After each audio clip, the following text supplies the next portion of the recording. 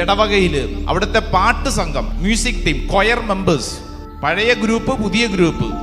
അവിടെ ഒരു കൊച്ചച്ഛനും കൂടെ വന്നപ്പോഴത്തേക്ക് അച്ഛൻ പാട്ടുകാരനായപ്പോഴത്തേക്ക് അച്ഛൻ 3-4 ഗ്രൂപ്പിനെ തെരഞ്ഞെടുത്തു.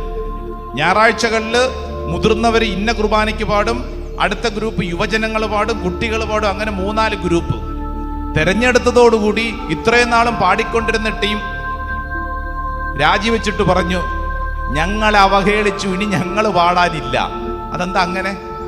ഞങ്ങളിനി ഈ പള്ളി വരുന്നില്ലെന്ന്. അപ്പൊ ഇവരെ വിളിച്ച് സംസാരിച്ചു വന്നപ്പോഴത്തേക്കാണ് ഇവര് പറഞ്ഞത്, ഞങ്ങളാണ് ഇവിടെ പാട്ടുകാര്, ഞങ്ങളെ പാടൂ. അത് കൊള്ളാലോ.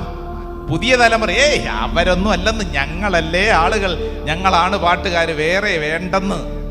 അതുകൊണ്ട് ഞങ്ങൾക്ക് അവസരം കിട്ടാത്തത് കൊണ്ട് ഞങ്ങൾ പള്ളി വരുന്നില്ല.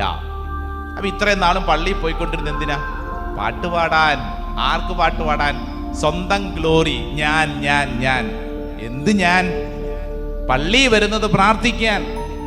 ചില ആത്മാക്കളെ കണ്ടിട്ടില്ലേ? കേരളത്തിൽ 120-ലധികം ധ്യാന കേന്ദ്രങ്ങളുണ്ട്.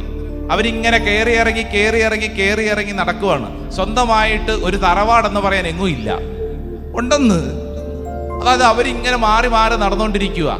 നിനക്ക് സ്വന്തമായിട്ട് ദൈവം പ്രാർത്ഥിക്കാൻ ഒരു ഇടം തന്നിട്ടുണ്ട്. നിന്റെ തറവാടായിട്ടൊരു പ്രാർത്ഥന ആലയമുണ്ട്. ദൈവം നിന്നെ ഉയർത്തിയതുകൊണ്ട് ഒരു കൂട്ടായ്മയുണ്ട്.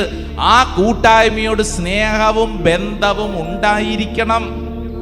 നിനക്കവിടെ സ്ഥാനം കിട്ടുന്നില്ല എന്ന് കരുതിക്കൊണ്ട് നീ ഉടനെ തന്നെ പുതിയൊരു കൂട്ടായ്മ രൂപീകരിച്ച് നീ നിന്റെ പടി തോക്കി പോകരുത്. നീ എപ്പോഴും കൂട്ടായ്മയുടെ ഭാഗമായിരിക്കണം.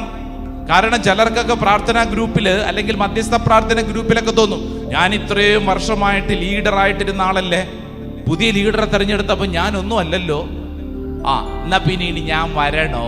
ഞാൻ വന്നില്ലേലും കുഴപ്പമില്ലല്ലോ എന്ന് പറഞ്ഞ അർത്ഥം എന്നാ? ഇത്രയും നാളും ഈ മധ്യസ്ഥ പ്രാർത്ഥന ഗ്രൂപ്പിന്റെ ലീഡർ വന്നോണ്ടിരുന്ന എന്തിനാ? ലീഡർ കളിക്കാൻ. എന്ത് കാര്യത്തിന്? ഞാൻ ആരെ കുറ്റപ്പെടുത്താൻ പറഞ്ഞല്ല, സ്വയം ഒന്ന് ചിന്തിക്കുക.